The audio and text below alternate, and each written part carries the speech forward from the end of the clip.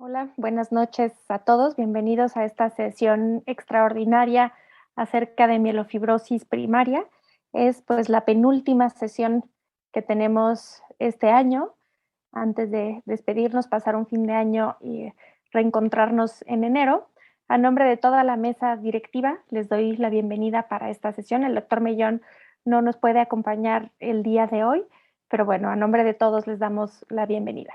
Y nuestra sesión del día de hoy, como todos pudieron ya ver en las agendas que les llegaron y en redes sociales, es acerca de mielofibrosis primaria. Vamos a hablar de algunas de las nuevas estrategias de tratamiento y tenemos pues a dos grandes invitados que les voy a ir presentando. Pero antes de pasar de lleno a esta sesión, queremos recordarles que este sábado tenemos pues lo que será la última sesión del año ahora sí, en esto que hemos denominado el brunch con los expertos acerca de linfomas y enfocándonos en algunas estrategias de tratamiento en recaída. Tendremos al doctor Raúl Córdoba de Madrid, que seguramente todos lo conocen muy bien, al doctor Eleazar Hernández del 20 de noviembre, también al doctor Francisco Hernández, y los tres nos hablarán de tres temas muy interesantes, entonces para que nos acompañen en la última sesión del año. Pero ya entrando de lleno a la sesión que tendremos el día de hoy, la primera charla nos la va a dar la doctora Elena Tuna, que ella es internista y hematóloga que trabaja en el Instituto Nacional de Nutrición.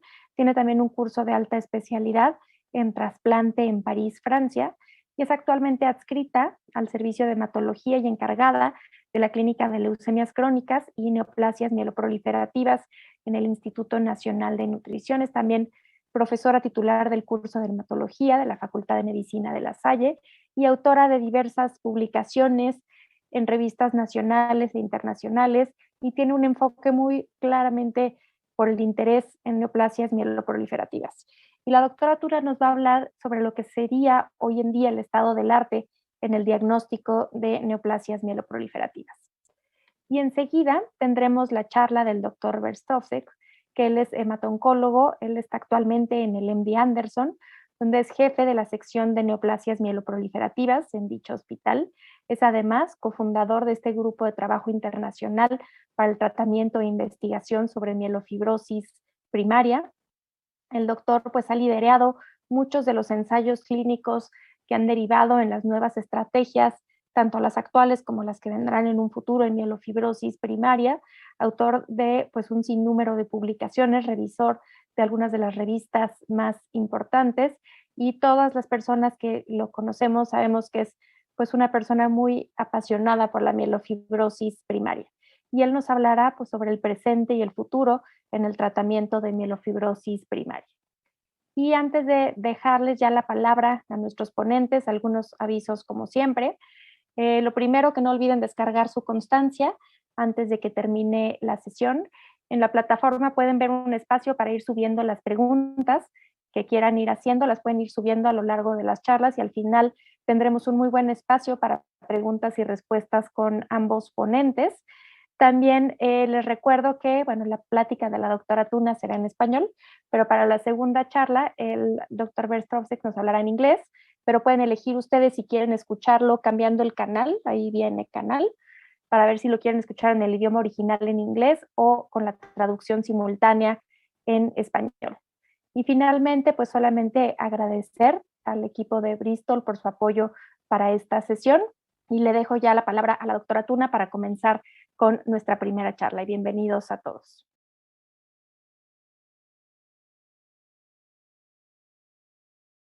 Buenas noches, agradezco mucho la invitación a esta sesión a la Agrupación Mexicana para el Estudio de la Hematología. Es un gusto para mí compartir con ustedes algo sobre el estado del arte de la mielofibrosis primaria. Y bueno, vamos a comenzar diciendo que la mielofibrosis, estos son mis conflictos de interés, y pues vamos a comenzar diciendo que la mielofibrosis primaria es una neoplasia clonal caracterizada generalmente por anemia, neutrofilia, trombocitosis. Es una neoplasia mieloproliferativa que clínicamente puede presentar esplenomegalia, presencia en sangre periférica de células CD34 y precursores mieloides y eritroides, es decir, una reacción leucoeritroblástica acompañada de mielofibrosis y osteosclerosis. Dentro de la clasificación de la Organización Mundial de la Salud del 2016, se clasifica dentro de las neoplasias mieloproliferativas crónicas, Filadelfia negativas, y que esta clasificación en la actualidad en la revisión del 2022 no ha cambiado. Es así que para mielofibrosis primaria podemos tener dos partes, un estadio temprano mielofibrosis prefibrótica y una mielofibrosis manifiesta. ¿Cómo ha evolucionado el diagnóstico de la mielofibrosis primaria en el tiempo? Pues desde 1976 se dio la primera descripción como tal, que es una enfermedad mieloproliferativa caracterizada por hiperplasia megacariocítica, granulocítica, atipia de megacariocitos con mielofibrosis significativa en médula ósea, concebida como una variante de la leucemia mieloide crónica. Pero en 1999 se destruye ese dogma de mielofibrosis como un estigma intrínseco necesario, ya que se introduce el término de mielofibrosis prefibrótica, que en el 2001 fue introducida formalmente en la clasificación de la Organización Mundial de la Salud, y en el 2008 la variante prefibrótica es confirmada y especificada como una variante histológica de la mielofibrosis primaria. Ya en el 2016, que es la última clasificación que tenemos vigente, viene próximamente la del 2022, se reconoce la mielofibrosis prefibrótica como una entidad clínico-patológica distinta de la Organización Mundial de la Salud. Ahora, en cuanto a la epidemiología, la incidencia anual en Europa, Australia y en Estados Unidos oscila entre 0.5 a 1.3 casos por 100.000 habitantes año. Sabemos que hay ciertos factores predisponentes como la radiación, los solventes industriales, el benceno, el tolueno, y sabemos también que la inflamación crónica puede llevar conducir a la manifestación de mielofibrosis en una patología hematológica previa.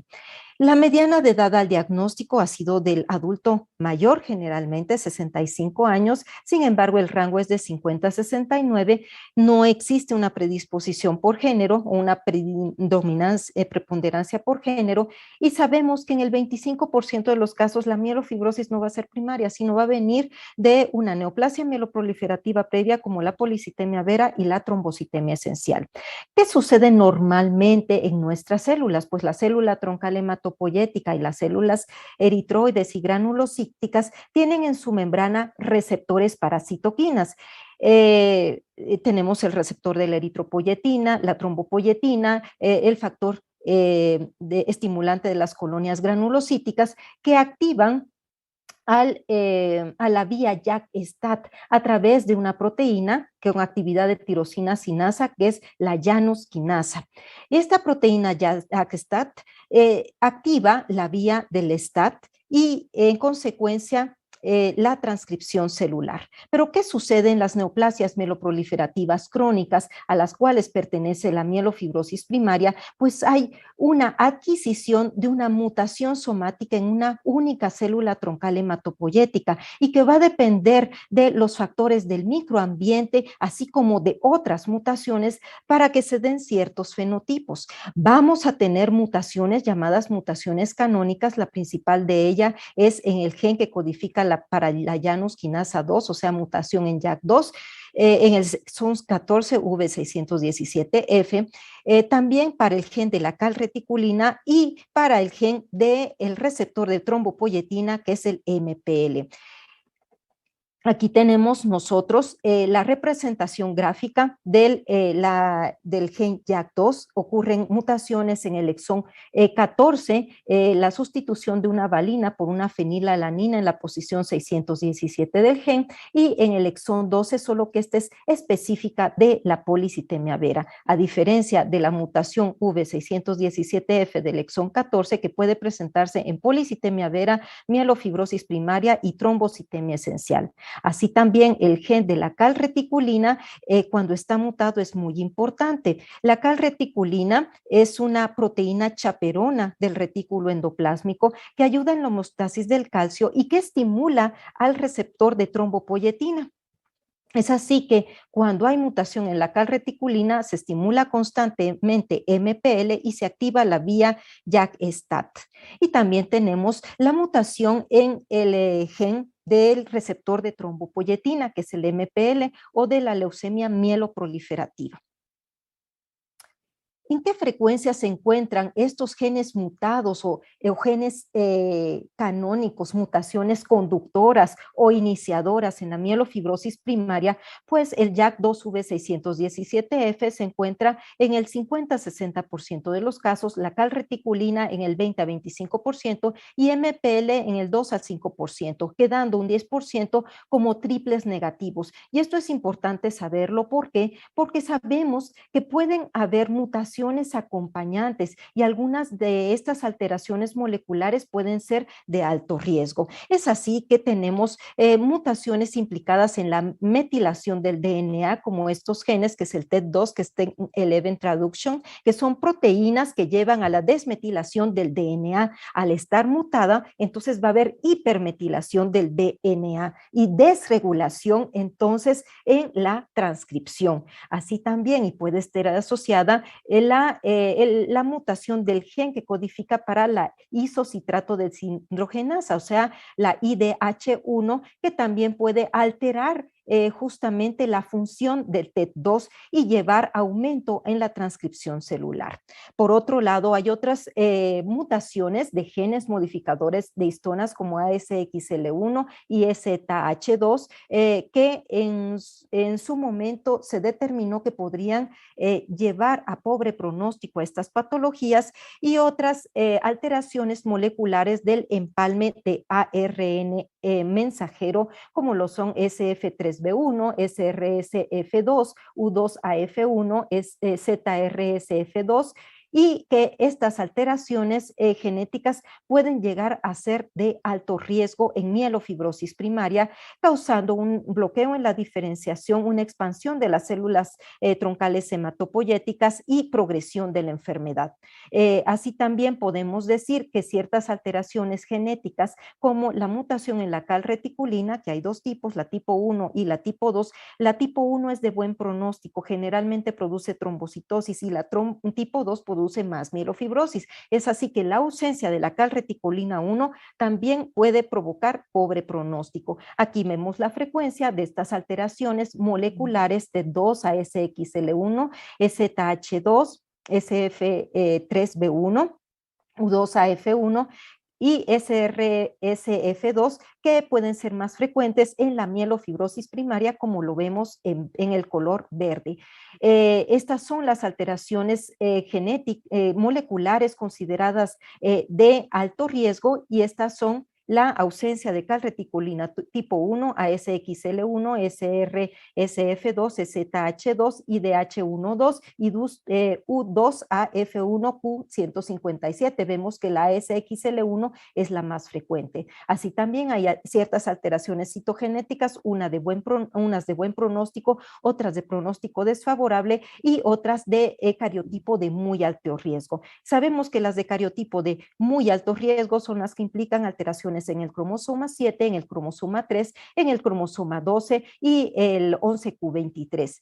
Las de cariotipo desfavorable son otras anormalidades, y las de cariotipo desfavorable son, son las que vemos en este gráfico. La más frecuente es la de lesión del 20q, pero también se encuentra la de lesión del 13q y la trisomía del 8.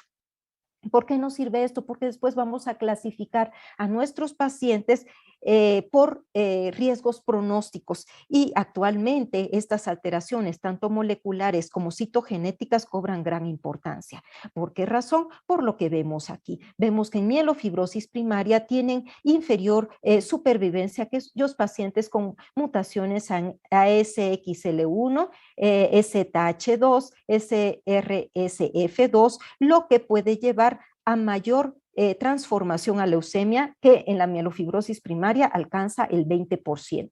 ¿Y qué es lo que sucede cuando están alteradas estas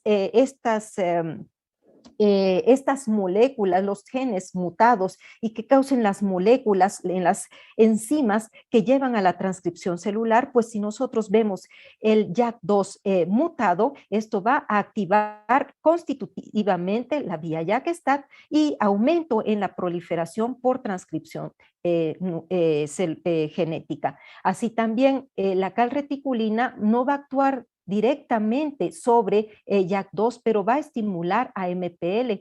Al estar mutado el gen de la calreticulina y producir una calreticulina normal, se va a estimular MPL constantemente y en consecuencia la vía JAK-STAT a través de JAK2. Y cuando hay mutaciones en el MPL, o sea, en la proteína, en el gen que codifica para el receptor de trombopoyetina, vamos a ver que se va a activar la vía de JAK. ¿Y qué sucede después de presentarse estas mutaciones? Al aumentarse la transcripción nuclear, va a haber aumento de la producción del factor de crecimiento transformador beta. Esto nos va a llevar a aumento de la presencia de P-selectina, que va a hacer que los megacariocitos engullan neutrófilos y ahí se van a producir liberación de ciertas citoquinas como el factor de crecimiento derivado de las plaquetas, factor de crecimiento de fibroblastos, factor de crecimiento del endotelio vascular, y esto da como resultado aumento en la aumento en la osteoprotegerina. Esto va a llevar a osteosclerosis, proliferación de fibroblastos, aumento de la angiogénesis y finalmente fibrosis medular. El microambiente tiene una gran importancia en la mielofibrosis. ¿Por qué? Porque va a ocurrir una estimulación autócrina y parácrina que va a producir constantemente estas citoquinas anormales, y esto va a llevar por resultado a la presencia de mielofibrosis y estas citoquinas también a síntomas constitucionales. Es importante saber, como muestra este estudio del 2002, que las mutaciones en GATA1 pueden producir también aumento de la mielofibrosis. Aquí, por ejemplo, es un estudio en ratones y vemos que hay aumento en la producción de fibrosis medular en los vasos de ratones que presentan mutación de GATA2. ¿Y qué diagnósticos diferenciales tenemos en cuanto a mielofibrosis primaria? Pues hay muchas patologías que pueden presentarse con mielofibrosis, entre estas la leucemia de células peludas, la leishmaniasis visceral, el uso de factores de crecimiento hematopoyético, pero también puede haber no solamente fibrosis reticulina, sino colágena, y es aquí donde tenemos nosotros a mielofibrosis primaria y secundaria, además de otras patologías como la leucemia linfoide aguda, la leucemia megacarioblástica, otras neoplasias, enfermedades reumatológicas como el lupus eritematoso sistémico, la esclerosis sistémica, etcétera. Entonces es muy importante la correlación clínica para poder encontrar el diagnóstico, que realmente cuando hay mielofibrosis primaria manifiesta es muy claro. Dentro de las manifestaciones clínicas de la mielofibrosis primaria, entonces vamos a tener pérdida de peso, fiebre, diaforesis nocturna. Estos son síntomas constitucionales. Puede haber disnea por síndrome anémico, palpitaciones y hepatoesplenomegalia. Esto es muy importante. ¿Por qué? Porque al haber una alteración del eje CXCR4, se van a liberar las células troncales que ya no encuentran espacio en la médula ósea, secundario a la invasión por fibras reticulínicas y colágenas, y van a ir a otros sitios, principalmente los primitivos, como lo son el vaso y el hígado. Es así que va a haber hematopoiesis extramedular, pero también pueden haber otros sitios ectópicos de metaplasia meloide, entre ellos los pulmones, gastrointestinal, sistema nervioso central y genitourinario. ¿Qué hacemos nosotros cuando el paciente llega a nuestra consulta y durante la evolución? Pues muchas veces el paciente directamente no nos va a decir qué siente si no se lo preguntamos. Es así que debemos aplicar la escala MPN-SAF, que es la escala de carga sintomática de las neoplasias mieloproliferativas crónicas. Y esta nos da un puntaje que nos va a definir qué tanta carga sintomática tiene nuestro paciente. Esto se hace al diagnóstico y en el seguimiento. Aquí solo les quiero presentar un estudio de tesis de la doctora Tripp del Instituto de Nutrición en que evaluamos la epidemiología de nuestros pacientes en relación a las mutaciones de las neoplasias mieloproliferativas crónicas clásicas y vemos que nuestra población tiene una alta frecuencia de comorbilidades.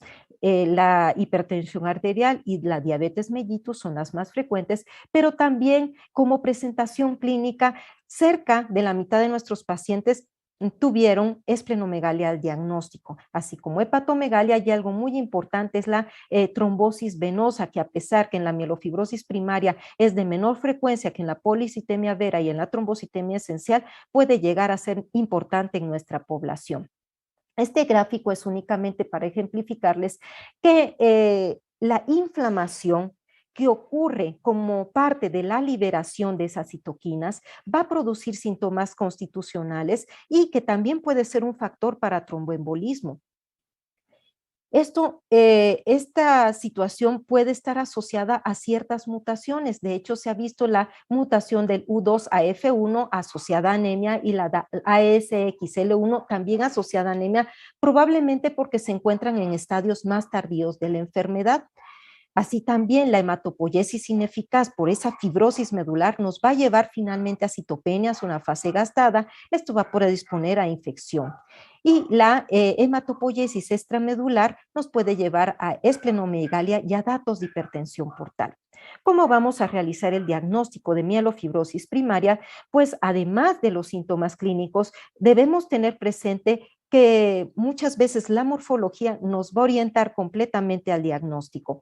Es así que en un frotis de sangre periférica de un paciente con leucocitosis, trombocitosis, a veces leucopenias, hasta el 13 a 25% de los casos, vamos a observar en un frotis de sangre periférica la llamada reacción leucoeritroblástica. Eso quiere decir que vamos a encontrar eritroblastos y precursores como mielocitos, metamielocitos, promielocitos en sangre periférica, así como dacriocitos, ya que al glóbulo rojo le cuesta salir de la médula ósea hacia la circulación y adquiere forma de lágrima.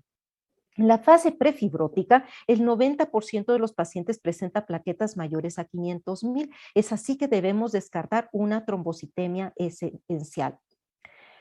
¿Y por qué es importante en la actualidad realizar un aspirado de médula ósea y una biopsia de hueso en el abordaje de la mielofibrosis primaria? Porque nos va a saber la diferencia entre una trombocitemia esencial, una mielofibrosis prefibrótica y una mielofibrosis manifiesta.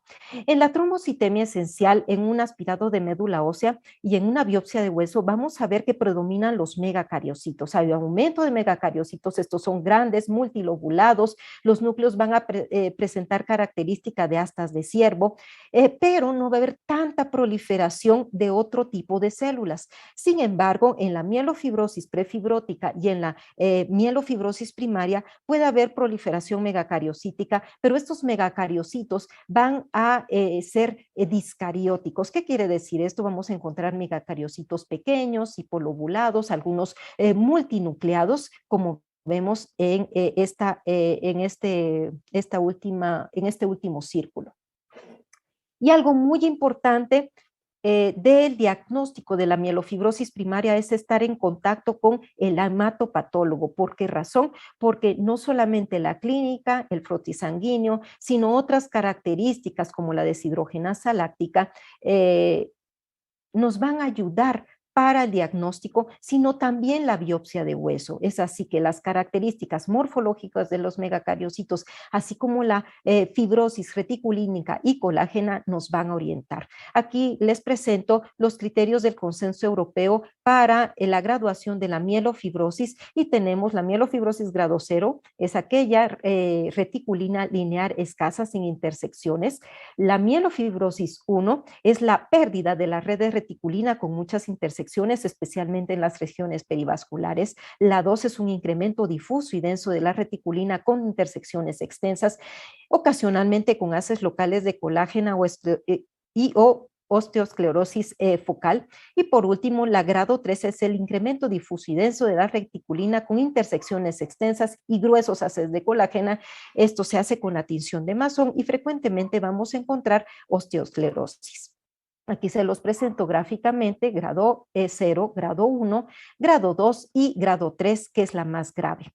Así también tenemos algunos otros estudios que nos evidencian que la morfología de los megacariocitos es diferente en los pacientes sanos, como vemos en los controles. En la mielofibrosis prefibrótica y en la mielofibrosis primaria vamos a encontrar megacariocitos pequeños, hipolobulados, con los núcleos dispersos, y en la trombocitemia esencial los megacariocitos van a ser grandes, multilobulados, con imágenes en astas de ciervo. Aquí vemos cómo en los pacientes con trombocitemia esencial y policitemia vera la distribución o la producción de plaquetas es completamente diferente a aquellos pacientes que tienen mielofibrosis primaria y las de los grupos controles. Y entonces, ya con estas bases, ¿cómo vamos a hacer la clasificación según la Organización Mundial de la Salud de las neoplasias mieloproliferativas? Pues primero debemos diferenciar de la trombocitemia esencial, ya que en muchas ocasiones clínicamente pueden ser similares entre trombocitemia esencial y mielofibrosis primaria las características clínicas y de citometría hemática. Es así que además de las plaquetas mayores a 450.000 en la trombocitemia esencial, que también se pueden presentar en la mielofibrosis primaria, sobre todo la prefibrótica, vamos a encontrar que las características en la biopsia de hueso son diferentes. En la biopsia de hueso de una paciente con trombocitemia esencial va a haber proliferación megacariocítica con pequeños cúmulos, pero los megacariocitos son grandes, no tienen núcleos discarióticos, o sea que son multilobulados, algunos con forma de astas de ciervo. Y en la mielofibrosis prefibrótica vamos a encontrar que estos megacariocitos van a ser atípicos, o sea, pequeños, hipolobulados o multilobulados, o con núcleos que parecen nube. Además, la característica de la fibrosis reticulina puede ser muy similar, grado 0 o 1, tanto en la trombocitemia esencial como en la mielofibrosis primaria, por lo que las características de los megacariocitos van a ser muy importantes. En ambas patologías podemos encontrar mutación en JAK2, calreticulina y MPL, pero es algo más frecuente en mielofibrosis prefibrótica encontrar otras anormalidades moleculares. Y ya en la mielofibrosis que va avanzando, pues vamos a encontrar anemia no atribuida a una condición preexistente, leucocitosis mayor de 11.000, esplenomegalia palpable y elevación de la lactato deshidrogenasa. ¿Y qué diferencia hay entre la mielofibrosis evidente o manifiesta y la mielofibrosis prefibrótica? Pues es muy importante hacer la clasificación. ¿Por qué? Porque el pronóstico va a ser diferente. Pero algo muy importante en la mielofibrosis manifiesta diferente a la mielofibrosis prefibrótica es que la mielofibrosis va a ser grado 2 o 3. Ya no va a ser 0 o 1. Además, pueden haber muchas más alteraciones moleculares como ASXL1, STH2, T2, etc. Y pues de los criterios menores sabemos que puede ser muy similar. Y esta imagen es para mostrarles cuán importante es ciertas características que encontramos en la citometría hemática de los pacientes con mielofibrosis prefibrótica versus trombocitemia esencial. Así, el conteo de glóbulos blancos puede ser elevado en ambos, el conteo de plaquetas también, pero las células CD34 circulantes pueden ser importantes en la mielofibrosis prefibrótica. La hemoglobina no va a tener diferencias en general, pero la deshidrogenasa láctica es algo más elevada en mielofibrosis prefibrótica que en los pacientes con trombocitemia esencial. Y la esplenomegalia, esto es un dato muy, muy importante. Puede ser que el paciente con mielofibrosis prefibrótica con solo trombocitosis en frotis sanguíneo y en citometría hemática presente esplenomegalia, pero el paciente con trombocitemia esencial no. Ahora, Es importante esto también para el pronóstico. ¿Por qué? Porque vemos que aquellos pacientes con mielofibrosis prefibrótica con JAK2 mutado tienen mucho peor pronóstico que los pacientes con trombocitemia esencial con JAK2 mutado. Igualmente, los de calreticulina con mielofibrosis prefibrótica tienen una mediana de 17 años versus 22 años en aquellos que tienen calreticulina mutada con trombocitemia esencial. Y también entre mielofibrosis prefibrótica y mielofibrosis manifiesta hay diferencias. ¿Por qué? Porque estos pacientes con mielofibrosis prefibrótica van a tener una supervivencia superior a los pacientes con mielofibrosis manifiesta. Y este gráfico es para ejemplificarles las diferencias entre las diferentes neoplasias mieloproliferativas crónicas, sobre todo en lo referente a citometría hemática y a biopsia de hueso. Yo les voy a hacer hincapié en la mielofibrosis prefibrótica y en la mielofibrosis manifiesta. Vemos que en la mielofibrosis prefibrótica, como en la trombocitemia esencial, pueden haber hallazgos tempranos de mielofibrosis llegando hasta grado 1, pero en la mielofibrosis manifiesta va a llegar de 2 hacia arriba. Además, va a tener clara esplenomegalia y los conteos en sangre periférica van a ser variables. Algo muy importante es que en este caso se van a presentar síntomas constitucionales, datos de hematopoiesis extramedular y alta frecuencia de formación del coágulo. ¿Y cuál es la importancia de definir el pronóstico en la mielofibrosis primaria? Pues ya conocemos diferentes escalas pronósticas, la de Liller fue primero, es de los años 90, después vino la IPSS, la DIPS, DIPS Plus, y actualmente tenemos las escalas que incluyen tanto genética como molecular. ¿Qué diferencias hay en estas? Pues vamos a ver que entre IPSS y DIPS vimos una diferencia en cuanto a la hemoglobina, en la que en el IPSS se daba 1 punto, pero en el DIPS, cuando tenían menos de 10 gramos de hemoglobina, se le daba 2 puntos. Así también vemos que hay otros parámetros que son iguales para todos, como la edad, la leucocitosis, los balastos en sangre periférica y los síntomas constitucionales, pero que ya al incluir cariotipo desfavorable, DIPS Plus es una de las escalas que es muy útil porque es una escala dinámica. También la necesidad de transfusión de concentrados eritrocitarios y la trombocitopenia menos de 100,000 son datos importantes para la escala DIPS Plus. Es así que inicialmente nosotros incluso podríamos hacer la clasificación por DIPS o DIPS Plus y posteriormente ir evaluando a nuestro paciente por riesgo. Y como podemos observar, las supervivencias van a variar de acuerdo al riesgo de nuestros pacientes. Quisiera que nos enfocáramos en la DIPS Plus, en el que el bajo riesgo le da una supervivencia global de 20 años a nuestros pacientes como mediana, en el intermedio 1 de 14.3 y en el intermedio 2 y alto baja muchísimo la supervivencia entre 5.3 y 1.7 años. Es así que esto nos sirve para definir el tratamiento de nuestros pacientes. Aquí tenemos cómo varían las supervivencias en la escala IPSS. Fue un estudio de 1,054 pacientes, se incluyó a aquellos pacientes con mielofibrosis secundaria y vemos la diferencia en supervivencia a 5 años del 90% en aquellos con riesgo bajo versus 10% en los pacientes que tenían riesgo alto. Esta es la escala DIPS estudiada en 525 pacientes y el resultado es similar, menos del 10% en los de riesgo alto y 90% como a 5 años en los pacientes de riesgo bajo. Y la escala DIPS Plus en 428 pacientes a 5 años vemos 90% versus menos del 10% con diferencias estadísticamente significativas. Es así que estas escalas son de utilidad para la decisión terapéutica de nuestros pacientes.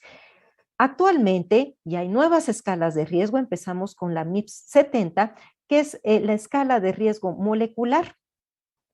Y vemos que hay ciertas variaciones. La inicial fue la MIPS 70, en las cuales se incluía la hemoglobina menos de 10 gramos, los blastos más de 2%, los síntomas constitucionales y la leucocitosis, así como trombocitosis.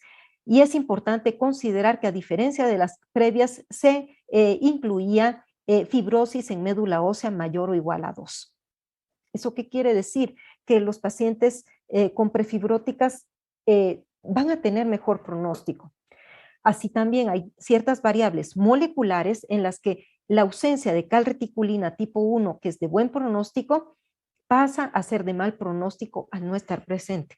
¿Sí? Los de alto riesgo de mutaciones, con mutaciones de alto riesgo, perdón, si tiene una mutación o mayor o igual a 2, también les confiere puntaje y así vamos a tener 3 categorías de riesgo y vean ustedes la diferencia de supervivencia en años entre 27.7 en el bajo riesgo y 2.3 en el alto riesgo. Y así van avanzando las escalas y llegamos a la MIPS 70 Plus versión 2. Y esta MIPS 70 Plus versión 2 le quita algo a las variables clínicas, pero incluye síntomas constitucionales. Altera los valores de hemoglobina para partirlo en 2 grados, hemoglobina de 8 a 10 gramos por decilitro y hemoglobina menos de 8 gramos por decilitro. Los blastos más de 2% y vemos que dentro de las alteraciones moleculares ya no solamente incluye las alteraciones moleculares de alto riesgo, sino va a especificar la U2AF1Q157, que se asocia mucho a anemia y a transformación. Además va a incluir los cariotipos desfavorables y los cariotipos de muy alto riesgo. Es así que los pacientes de muy bajo riesgo no alcanzan la mediana de supervivencia en años, pero los de muy alto riesgo van a tener solo 1.8 años de supervivencia como mediana. Y tenemos también la escala inspirada en alteraciones genéticas. Esta no va a incluir variables clínicas, pero sí va a incluir ciertas alteraciones como no tener calreticulina tipo 1, la mutación ASXL1, la mutación en SRSF2 y el U2AF1Q157, así como los cariotipos desfavorables y los cariotipos de muy alto riesgo. Y vemos que las diferencias son similares a algunas de las escalas previas. También tenemos otras escalas que nos van a clasificar por riesgo a aquellos pacientes que tienen mielofibrosis secundaria a trombocitemia esencial y a policitemia vera, así como esta escala MTSS que nos va a ayudar a establecer el pronóstico de aquellos pacientes que serán llevados a trasplante. Aquí tenemos el gráfico de la escala HIPS, o sea, la escala pronóstica inspirada en alteraciones genéticas, que se estudió en 964 pacientes y que incluyó aquellos cariotipos de muy alto riesgo, los cariotipos de pronóstico desfavorable y las mutaciones canónicas, o sea, el JAK2, la calreticulina y el MPL, y vemos que la ausencia de calreticulina es un punto muy importante como factor de pobre pronóstico y las mutaciones de alto riesgo ASXL1, SRF2 y U2AF1Q157 y vemos cómo se diseca la curva entre los pacientes de bajo riesgo y las de alto riesgo en los que la supervivencia es muy pobre. Y entonces, ¿qué vamos a hacer ante la sospecha de mielofibrosis? Y esta se va a dar por datos clínicos como es plenomegalia, la sintomatología, los síntomas constitucionales que, como les decía, es muy importante evaluar a través de la escala MPN-SAF. Pues vamos a ver los datos de laboratorio, anemia, leucocitosis, reacción leucoeritroblástica, elevación de la deshidrogenasa láctica. Ante estos hallazgos, nosotros vamos a pedir mutación del JAK2V617F, o sea, el exón 14. Vamos a descartar que se trate de una leucemia mieloide crónica. Si la mutación del JAK2 es positiva, vamos a realizar una biopsia de hueso para diferenciar entre trombocitemia esencial y mielofibrosis prefibrótica y mielofibrosis manifiesta. Así también, si es negativo, vamos a sacar mutación del gen de la calreticulina, mutación del MPL si este es negativo, y por supuesto en todos los casos vamos a realizar la biopsia ósea. Ahora, si estos son negativos, vamos a realizar un perfil mutacional si eso es posible. En la actualidad deberíamos realizar el perfil mutacional en conjunto con estas mutaciones canónicas. ¿Por qué razón? Porque sabemos que hay ciertos genes como el TET2 que van a acompañar frecuentemente a estas alteraciones moleculares conductoras. Y en base a este perfil molecular, las manifestaciones clínicas y las manifestaciones laboratoriales, vamos a clasificar por pronóstico a nuestro paciente y es así como vamos a decidir el tratamiento. Y entonces, solo para recordar, la mielofibrosis primaria es una neoplasia mieloproliferativa crónica cuyo diagnóstico involucra criterios clínicos, criterios morfológicos y criterios genéticos y moleculares. Dentro del abordaje es muy importante conocer las anormalidades moleculares, tanto para diagnóstico como para pronóstico. Es trascendente la diferencia entre mielofibrosis prefibrótica y trombocitemia esencial, así como entre mielofibrosis manifiesta y mielofibrosis prefibrótica con fines pronósticos. Porque de esta forma no solamente podemos nosotros informar a nuestro paciente si él tiene dudas, sino también explicarle bien qué tratamiento prosigue y la posibilidad o no de trasplante, esto solamente cuando el estado de nuestro paciente lo permite. La evidencia creciente sugiere que el nicho medular y su estroma también pueden estar implicados en la fisiopatología de la fibrosis medular y es un blanco creciente de las nuevas terapias bajo investigación. Y establecer las escalas pronósticas es necesario para dirigir el tratamiento de nuestros pacientes. Muchas gracias por su atención.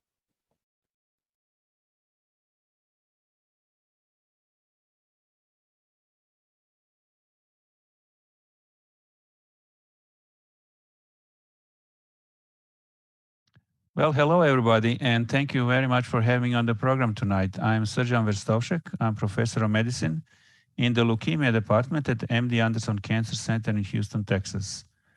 And after a lively presentation on the biology and prognostication of myelofibrosis, I'm tasked to talk about the present and future in the management of myelofibrosis.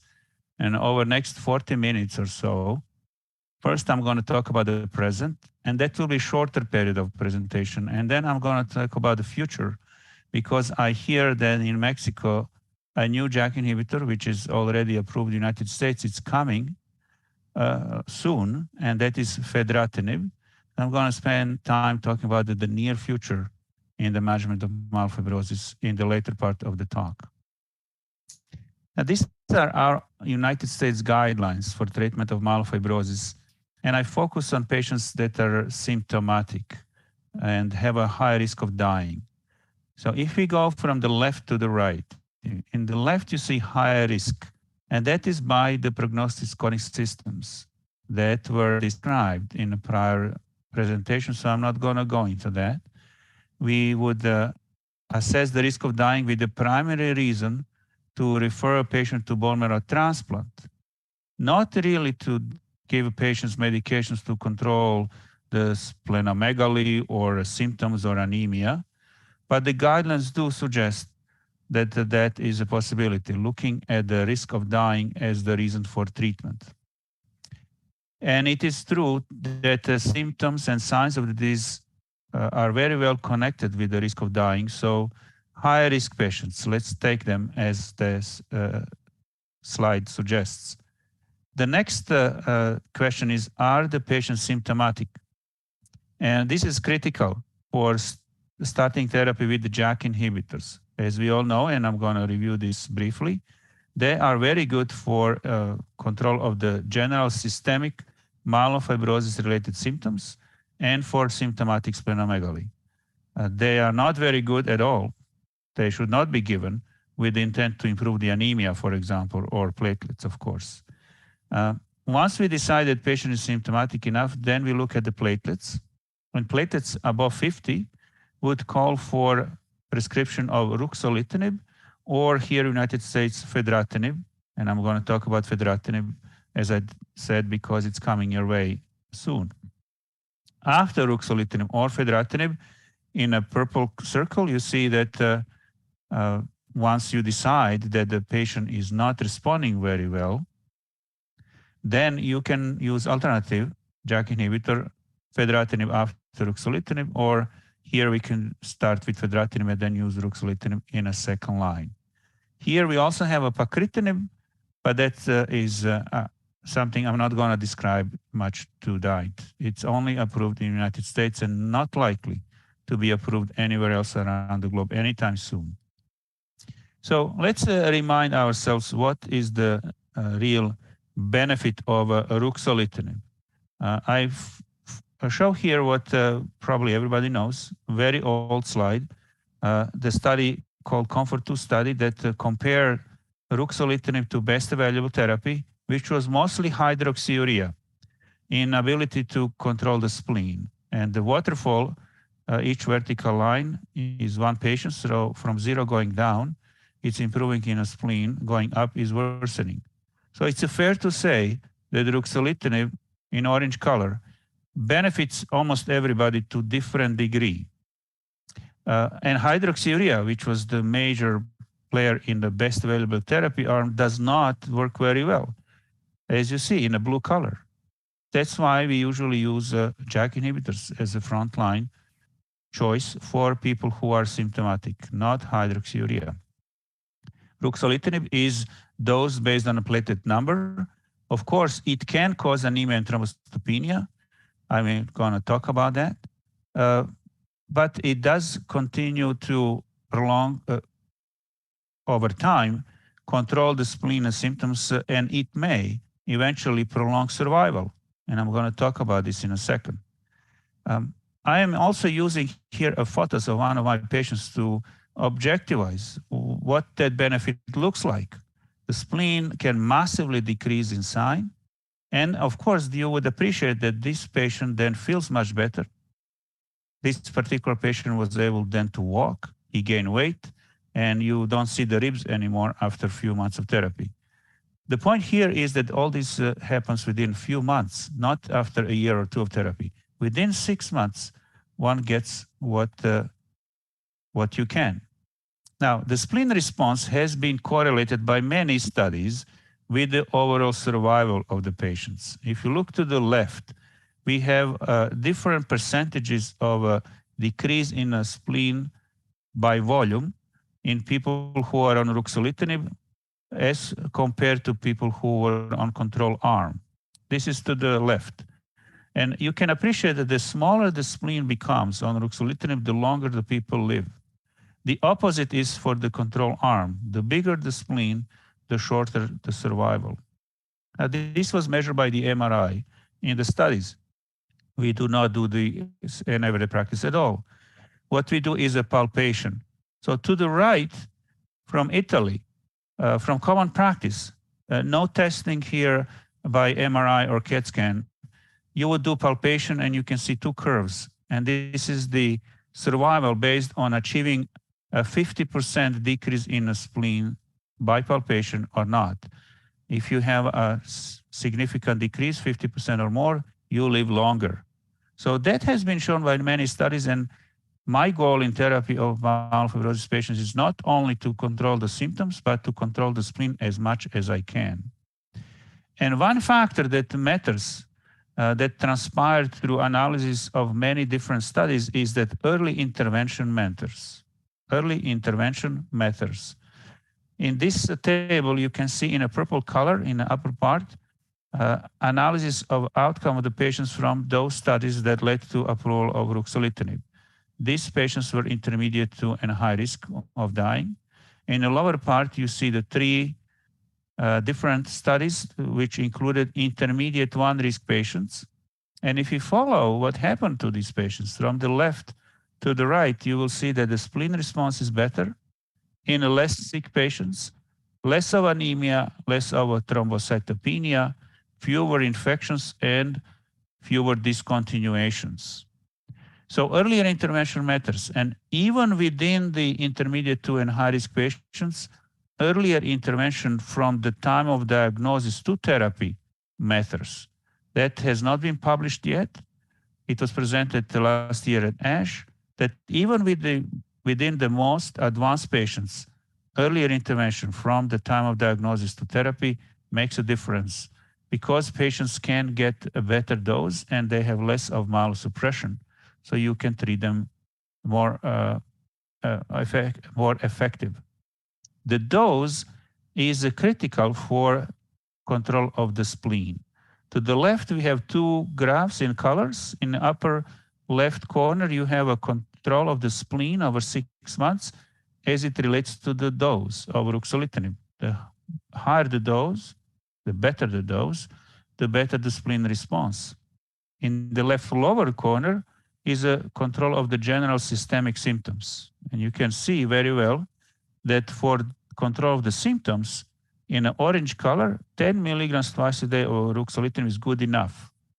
However, as I emphasized, I want to control not only quality of life, I want to control the spleen as much as I can for that durability, for that ability possibly to prolong life of the patients. And the dose was also correlated to spleen control in the everyday practice in Europe again.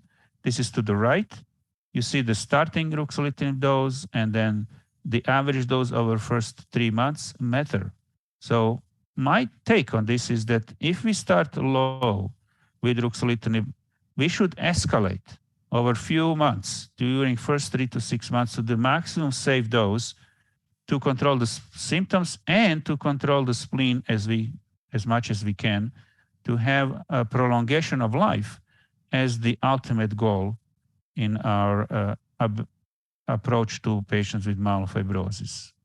Now, what we usually have as a problem is the thrombocytopenia and anemia.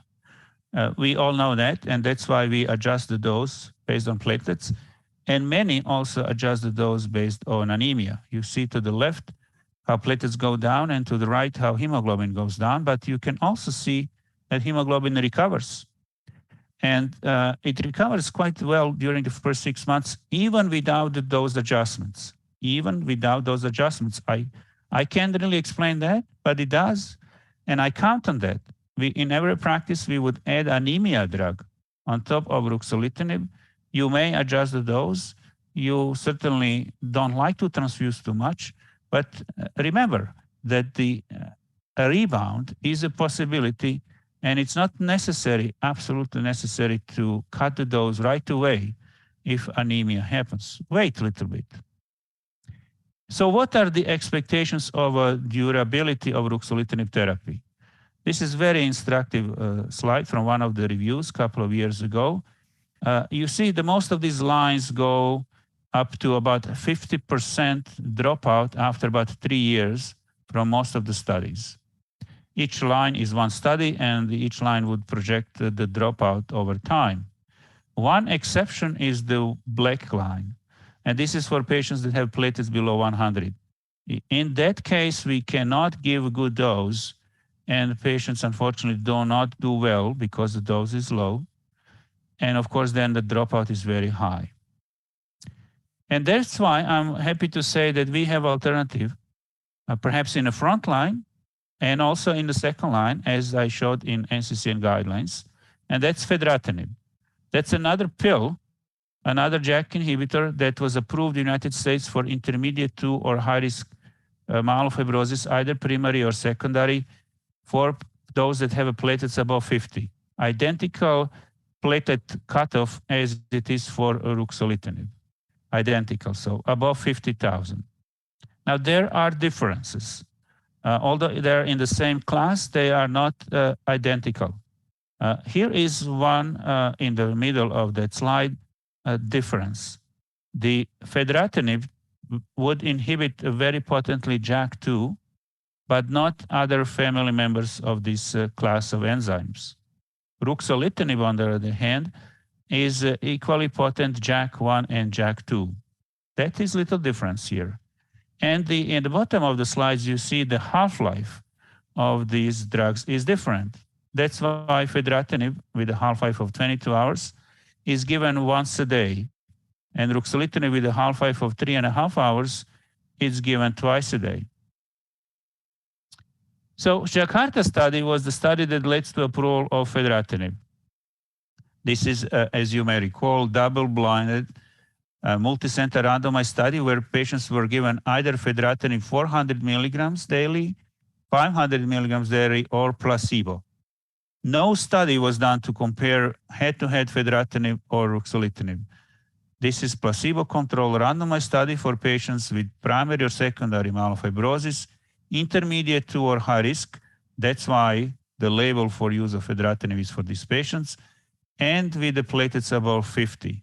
Patients also needed to have a big spleen to obviously prove that this drug is good for the spleen and, of course, for the symptom control. The spleen response and the symptom response had to be measured for response to be established after 6 months of therapy, but also confirmed 4 weeks later.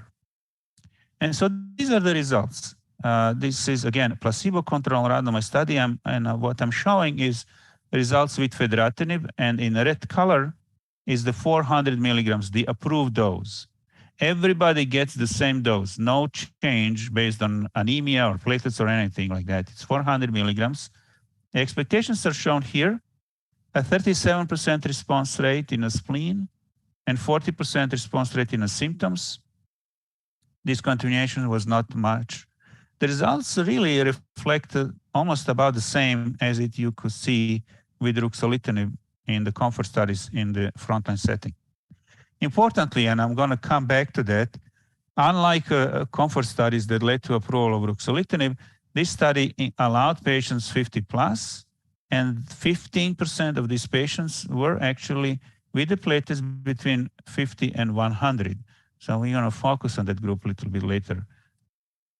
Now, this is the summary of all the toxicities, and I'm going to review that a little bit in more detail in a few slides. Here you see in upper part of the table a red box with diarrhea, vomiting, and nausea. Now, this is a little bit different than with ruxolitinib, and it is possible that this is related to off-target effect of fedratinib on FLT3. Fedratinib is FLT3 inhibitors, and we know that as a class, FLT3 inhibitors tend to have some diarrhea, vomiting, and nausea, and that is possible explanation why fedratinib causes this, but it's at a low grade. If you see diarrhea first line, 66 all grades, but hardly any grade 3 or 4. But that needs to be addressed in every practice, so I'm going to talk about it in a second a little bit more. In the lower part of this table, there's another red box, anemia and thrombocytopenia. And if you look at anemia grade 3 and 4, or thrombocytopenia grade 3 and 4 in fedratinib 400 milligrams a day, that's about the same as with the ruxolitinib, so equally myelosuppressive. And then to the right is the black box warning, and I'm going to talk about this a little bit more in detail again. It's a very distant possibility of Wernicke encephalopathy. That is the central nervous system toxicity, which appears to happen sometimes because of interference of uptake of thiamine from the GI tract by fedratinib. Extremely rare, but it is listed as a black box warning, and we need to recognize it as something to prevent, and I'll explain this in a second, by giving patients, if necessary, a thiamine. So one actually needs to measure before giving fedratinib thiamine level in the patient's body, give it if it's low, and then check it during the therapy with fedratinib to make sure that there is no deficiency. Now let's address the gastrointestinal toxicity a little bit more in detail to understand that this is really not such a big problem. We need to be educated about the 2/3 of the patients having some nausea or diarrhea or vomiting, but being a low grade, it can be controlled well. So if you look at the diarrhea in the left upper part, you see how it goes down over time. And the same happens with vomiting or the nausea. That decrease in GI toxicity is likely due to improved management. In my own practice, I give patients anti-nausea and anti-diarrheal medications for them to have it, so that as I tell them, look, there is a possibility of you having some diarrhea or a nausea, take those medications if that happens. With that management, proactive management, hardly anybody has to discontinue therapy with fedratinib. as it was noted in the studies as well. And so let's talk about this encephalopathy, Wernicke encephalopathy. Extremely rare. 9 cases were identified as possibly, across 9 trials, 5 potential patients were identified as possibly having Wernicke encephalopathy, and perhaps 1 was really a full-fledged Wernicke encephalopathy, while others lacked real evidence for such an event. And therefore, my worry about having a patient on fedratinib and having a side effect of Wernicke encephalopathy is extremely low. But it is there listed as a black box warning, so we really need to give patients a time in if it's low and check it by the standard practice.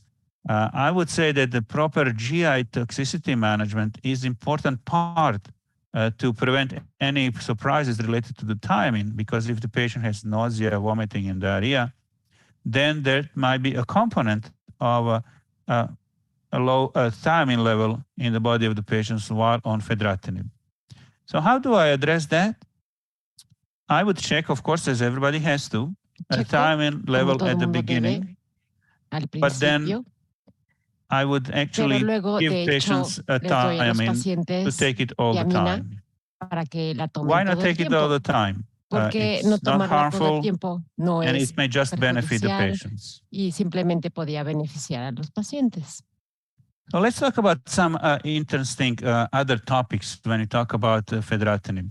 I pointed out that there are differences between the two in what they target. The ruxolitinib is JAK1 and JAK2, and the fedratinib is JAK2. Does it matter? Does it matter?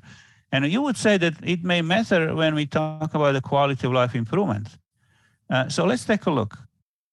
Here is actually the detailed symptom response rate with fedratinib, and that's in the blue color, 400 milligrams versus PBO. PBO is the placebo. You see the fedratinib is 40% controlling symptoms by half, right? The official response means 50% of the symptoms gone. And 40 compares very favorably with the 40% that you get with ruxolitinib. In the subgroup analysis of patients that were on the study with fedratinib, Jakarta study, there does not appear to be any specific subgroup of patients that would not have a benefit. So let's look at this red box. A spleen length below or above 10 centimeters, a platelets below or above 100. These are pretty good results here, 30 to 40% rate between these. None of these significantly statistically different. So everybody who is given fedratinib, by and large, have a similar chance of improving the symptoms. And these symptoms improve, and you see this over time here in blue line in this graph, quite rapidly. By 2 months, you get the maximum benefit on symptom control. And then it's steady. Of course, the patients on placebo get worse. And if you look at the individual symptom control, we have here from the left, abdominal discomfort goes down right away, early satiety, and then pain under the ribs on the left side. These are all symptoms related to the big spleen. They all improve quite rapidly. Within 2 months, you get what you get. And then night sweating to the left, in the middle is pruritus, and then bone or muscle pain to the right. You see they all follow the same pattern, perhaps to a little bit different degree, but overall benefit cannot be undermined for any type of symptoms with fedratinib. Another question was performance of fedratinib in patients with low platelets. Study allowed the patients with the platelets between 50 and 100, and 15% of them were such patients. And that's why I'm going to focus on that Jakarta study, the one that I described so far. First to say that These patients, when you compare 15% of the patients that have platelets between 50 and 100 to the left, to patients that had above 100,000 platelets to the right, did not really differ in a treatment exposure. Why am I talking about this? One would assume, and wrongly, that perhaps the platelet number would affect the delivery of the therapy because either it's not working or it's causing too much toxicity and you cannot treat well. And the bottom of this slide, you see the table, exposure, median exposure between the two groups, low platelets versus high platelets, it's the same. This is very important to understand that the ability to deliver fedratinib is not affected by the platelet numbers. We actually compare the patient's characteristics in this table, patients with platelets between 50 to 100 in the middle, and to the right, patients with the platelets above 100. They, except for the platelet numbers, had other differences which did not preclude the delivery of fedratinib. The patients with lower platelets were a little bit more transfusion dependent, but they had a big spleen as the other ones, both in the palpation and the volume. So patient characteristics did not differ that much between the two groups of patients, low platelets versus high platelets. So what happened in this group of patients? To the left, it's analysis of patients with platelets between 50 to 100. Placebo is in the gray, fedratinib is in the blue. You can see under the fedratinib 400 milligrams, 14 patients, a 36% response in the spleen, a 31% response in the symptoms. If you look at what happened with the patients with higher platelets, you may see a little bit better numbers. That's to the right. To the right, fedratinib 400 milligrams in 82 patients. The numbers are a little bit better, but they're not statistically different. These numbers are, of course, much superior to the placebo. And in conclusion, we can say that the patients with platelets 50 to 100 have a very good chance of response to fedratinib without any dose adjustments. These are actual waterfalls to see what happened with them. In blue color is fedratinib. Almost everybody with the platelets below 50 to 100 had a degree of a spleen response. And as we said, about a third of them had a spleen below a 35% volumetric reduction, which is about half by palpation. In these patients, there was no excessive thrombocytopenia. Baseline platelet count of patients with myelofibrosis did not appear to affect the spleen volume or symptom response, as I showed before. And fedratinib was generally well tolerated, regardless of baseline platelet count. You can see the table. These are the comparison of thrombocytopenia in patients with platelets between 50 to 100, about the same between placebo and fedratinib. And this is important part. Progression-free survival. If we talk about the survival benefit with ruxolitinib, which has been confirmed by many, and it's on the label for use of ruxolitinib in the United States, I think we're going to get there with the fedratinib as well. This is progression-free survival between the two groups, fedratinib 400 milligrams and placebo. And as you can see visually, you can certainly see that the people on fedratinib are better off. And after longer follow-up with this or other studies, I expect that there will be also survival benefit with fedratinib as well. So my perspective on managing patients with thrombocytopenia 50 to 100, which was the focus of this last past few minutes, is that certainly these are patients that are high risk for progression. Platelet number, as you know, is one of the bad prognostic factors. Goals of therapy are the same: control the symptoms and the spleen, with the potential to prolong survival. I always think about it. And you have then two choices here. As fedratinib becomes available in Mexico, you may then think about ruxolitinib 5 milligrams twice a day, which is the dose for these patients, or fedratinib full dose 400 milligrams a day. Ideally, I would not change the thinking what is the goal. control the spleen and the symptoms, and with that optimal management with the goal of prolonging survival at the end. Now, Jakarta 2 study was done. That was open label study with fedratinib in the second line in people who were ruxolitinib resistant or intolerant based on a judgment of a treating doctor. This was open label without comparison, but it's very instructive to understand the benefit. One complication of this kind of study is the lack of real definitions. What is the failure? Now, this is something that probably needs a consensus statement from academic physicians in collaboration with the practicing oncologists in every practice, because that is really something that is not that easy to resolve.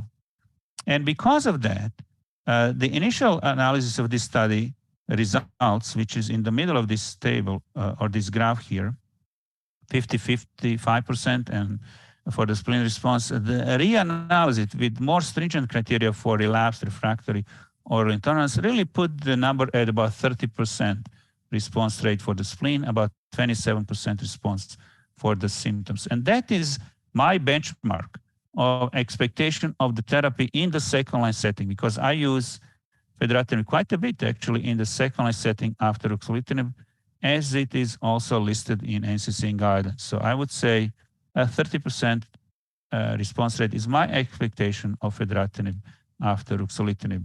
And in that setting, again, recent report at ASH 2021 suggested strongly to compare in comparison of fedratinib-treated patients to best available therapy from the registries.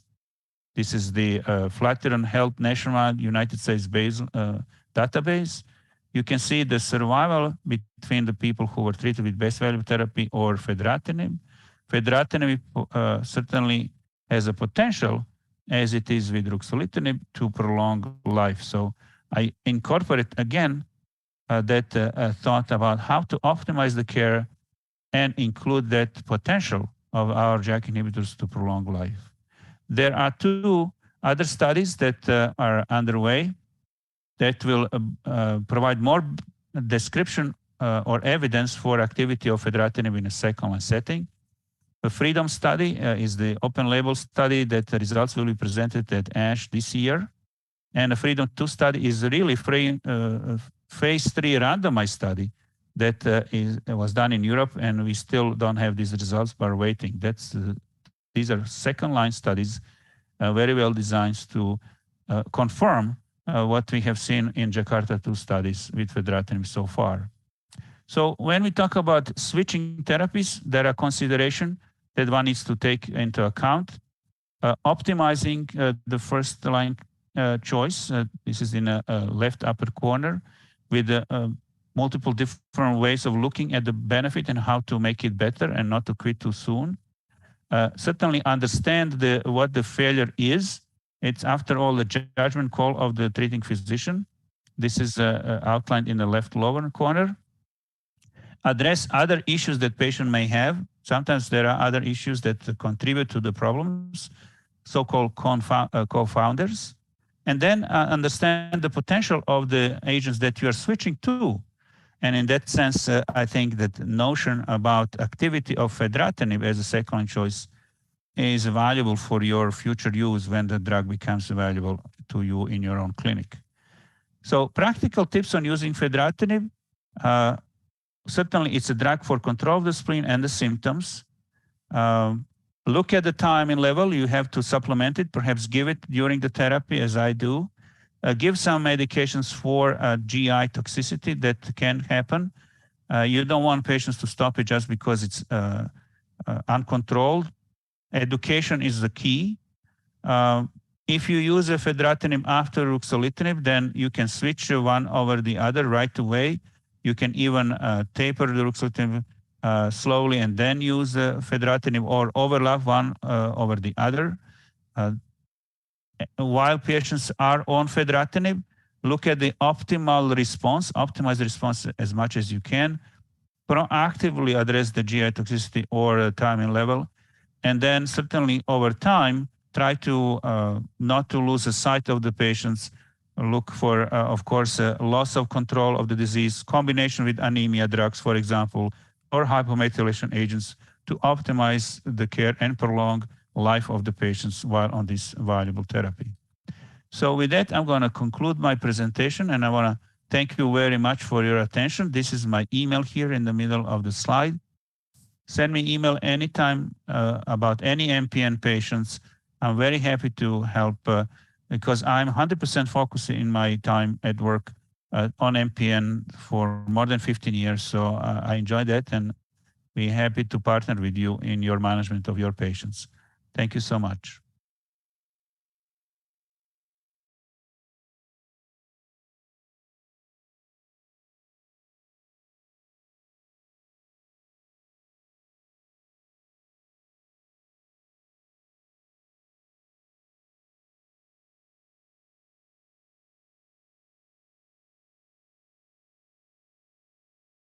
Gracias, pues muchas gracias a los dos ponentes por estas charlas tan interesantes. Tenemos un buen espacio para preguntas y respuestas. Ya tenemos muchas que nos han ido haciendo, pero si quieren hacer más preguntas, adelante.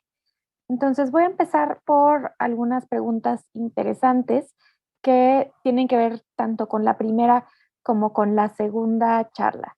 Y quisiera escuchar la opinión de los dos. Primero una pregunta para el doctor Verstovsek acerca de si existe alguna utilidad para monitorear el JAK2 durante el seguimiento de la enfermedad. Bueno, la pregunta, si entendí bien, es sobre el monitoreo de la carga de los JAK2. Esto es muy interesante.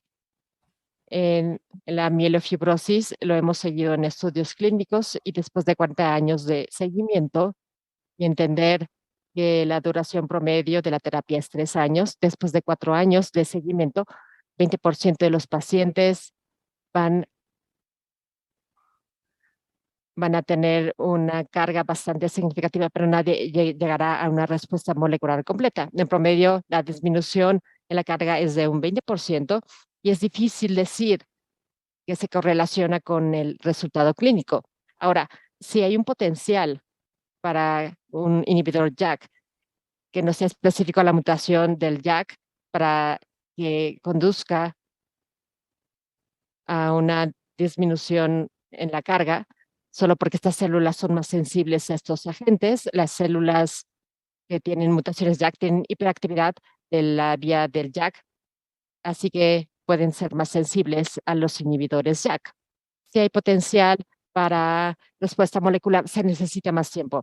Y yo estaba revisando el otro día los abstractos de ASH y hay presentaciones orales por venir en diciembre sobre la terapia a largo plazo en ruxolitinib con PV. Se puede tratar de un tema más tiempo. Y parece haber una conexión entre la disminución y la progresión de PV a monofibrosis o leucemia aguda, con esa disminución en la carga temprana de JAK. Así que es algo que debemos seguir estrechamente en la condición más benigna. La mielofibrosis, de hecho, es muy maligna y hay diferentes mutaciones que participan en lo que le sucede al paciente. De acuerdo. Y un poco de la mano de esto, una pregunta para la doctora Tuna, es en el seguimiento de estos pacientes, particularmente tratados con inhibidores de JAK2, ¿hace algún seguimiento de biopsias de médula ósea en estos pacientes? Y si esperamos ver cambios en el grado de fibrosis o en otras alteraciones en la médula, ¿y qué tanto esto impacta en el pronóstico de los pacientes? Bueno, realmente se ha visto que en el seguimiento de mielofibrosis primaria, primero cuando utilizamos estos inhibidores debemos ver la respuesta esplénica. Esto es uno de los datos importantes y la carga sintomática. Entonces, antes de ver médula ósea, vamos a ver sintomatología del paciente por escala de carga sintomática que se debería realizar en cada consulta, así como la respuesta esplénica después de haber iniciado una dosis completa. Yo les puedo hablar en este momento de ruxolitinib porque es lo que nosotros tenemos actualmente, y a los 6 meses una respuesta esplénica del 35% puede ser satisfactoria. Lo segundo, a nivel de biopsia de hueso, sí podrían haber algunos cambios en cuanto a fibrosis reticulínica con disminución de la misma. Nosotros en los pacientes que tenemos todavía no lo hemos evaluado, como menciona el doctor Bertostek, sí podría haber alguna disminución de la carga alélica del JAK2 específicamente, que es lo que seguimos, pero esto no tiene implicaciones clínicas.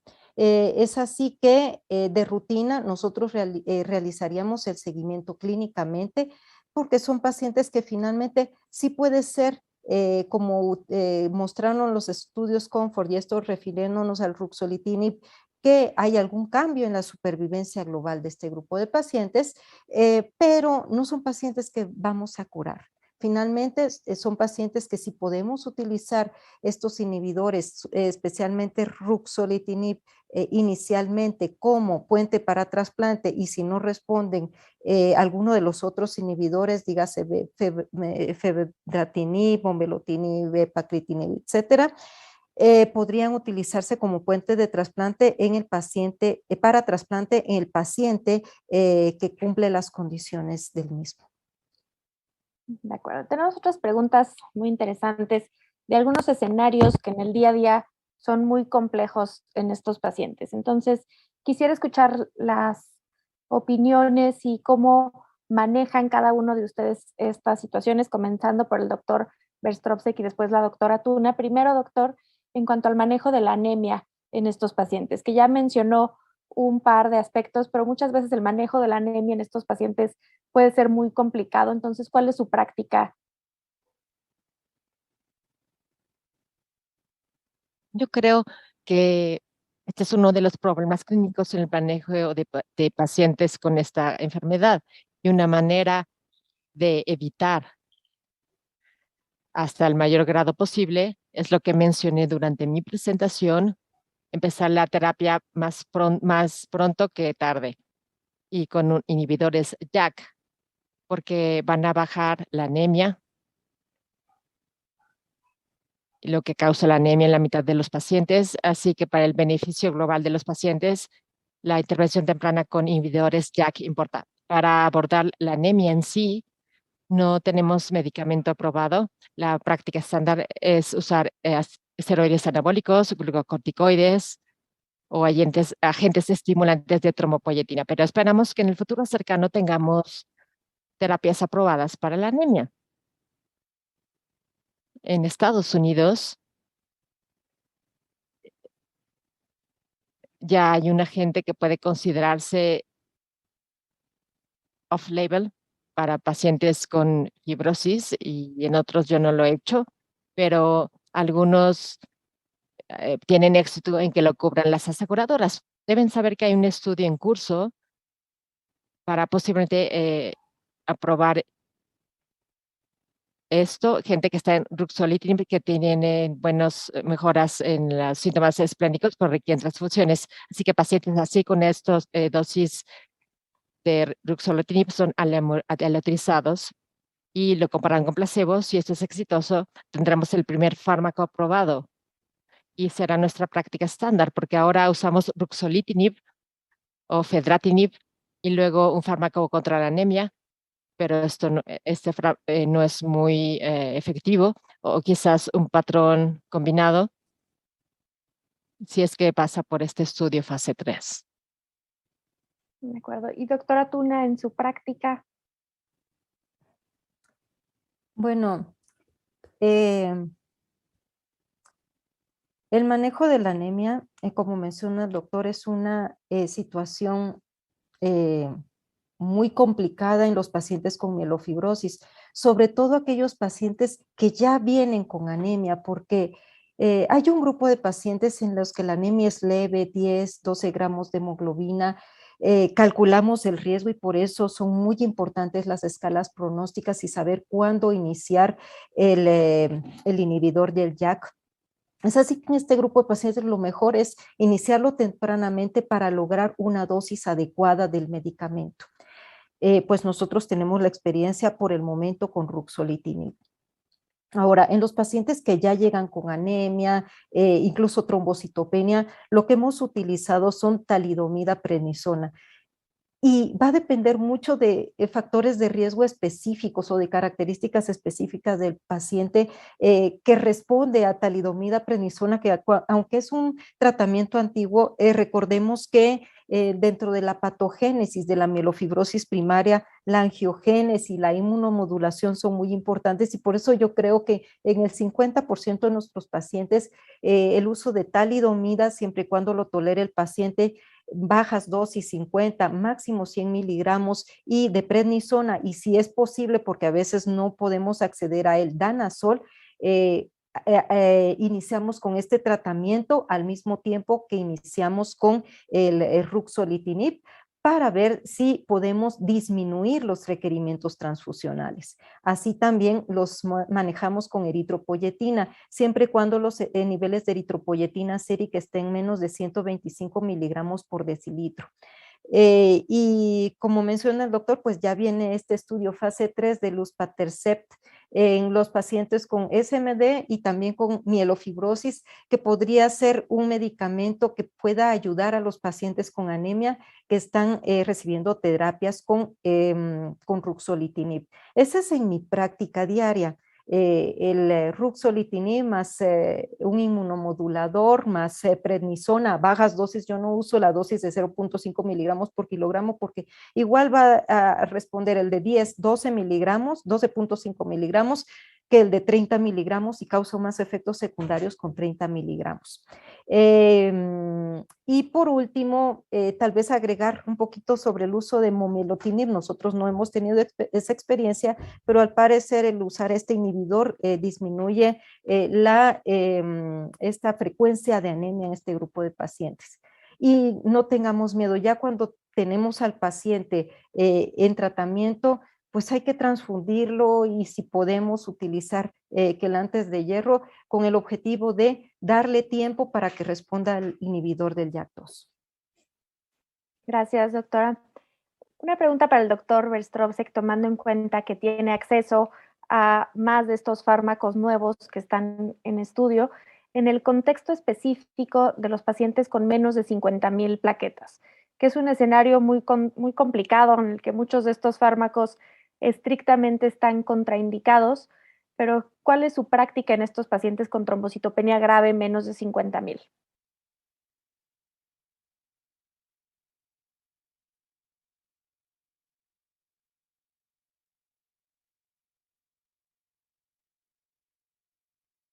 Sí, es una área de preocupación, pero para no repetir lo que ya dije, es la intervención temprana importa para evitar la situación en donde el paciente tenga conteos plaquetarios bajos por trombocitopenia y decir, perdón, no te puedo ayudar porque los números son tan bajos. Eso no está bien.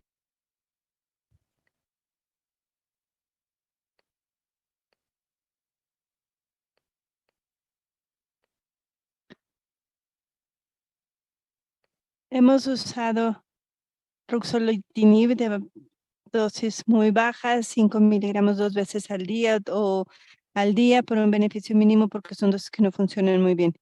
En ese entorno pasamos a opciones alternativas como prednisona. Talidomida no es inmunosupresora, pero se combina con prednisona para mejorar los síntomas y también he visto una mejoría en el conteo plaquetario. Sí sucede. De hecho, lo cual también me recuerda, lamentablemente, de algo que es muy difícil de hacer en Estados Unidos, pero en un estudio que se presentó el año pasado en ASH, vimos una combinación de talidomida y ruxo. Es un estudio que se hizo en Estados Unidos que sugiere que ambos pueden mejorar las plaquetas, los síntomas y juntos controlar los signos y síntomas de la enfermedad. A partir de la respuesta de la doctora Tuna hace unos minutos, veo que ustedes lo hacen con bastante frecuencia. Anhelo, de hecho, leer su paper acerca de su experiencia, porque así van a mejorar las probabilidades de convencer a las aseguradoras de que nos den esos fármacos, porque son bastante costosos aquí, no se pueden combinar fácilmente. Así que en el estudio con pacritinib, porque si les quiero hablar de pacritinib, ese es el fármaco que va a salir, aparece en mi primera diapositiva. Se aceleró la aprobación para pacritinib con pacientes con plaquetas de menos 50 en Estados Unidos, porque sí puede controlar en 30% de los pacientes el vaso, y un estudio global, el estudio Pacific, lo va a comprobar, esperamos, y si tiene éxito va a requerir de otros 2 o 3 años y después ya estará disponible. Muy bien. ¿Algo que quiera agregar la doctora Tuna en el contexto pues local con a lo mejor menos acceso, algo distinto que haga con estos pacientes con menos de 50,000 plaquetas que son muy complicados y que además desafortunadamente nos llegan más de esos? Exacto. Pues muy parecido. Realmente nosotros cuando llegan los pacientes así, generalmente no usamos el ruxolitinib porque sí es bastante tóxico, pero usamos la talidomida y la prednisona. Si podemos agregar danazol, lo agregamos. Los pacientes que durante el primer mes van a responder, responden. Los pacientes que no van a responder pasan los 3 meses, que es el periodo de tiempo que se les da para evaluar la respuesta, no van a responder. Entonces, generalmente estamos viendo respuestas durante el primer mes y hemos tenido casi, les puedo decir, entre pacientes con anemia y trombocitopenia, que las respuestas pueden durar entre 2 a 4 años. No hemos publicado esos datos, son muy poquitos pacientes, lo presentamos en un congreso en el 2018, y los datos de la tesis de la doctora Adriana Tripp esperamos presentarlos pronto en alguna publicación. Gracias. Tenemos otras preguntas, varias preguntas relacionadas a trasplante, que siempre, pues hay muchos retos alrededor de trasplantar a este tipo de pacientes y muchas, pues preguntas alrededor de cuándo trasplantarlos, a quién y qué hacer antes del trasplante. Entonces quisiera primero preguntarle al doctor Verstrovsek en su centro, ¿cuáles son los pacientes que considera que deben de ir a trasplante?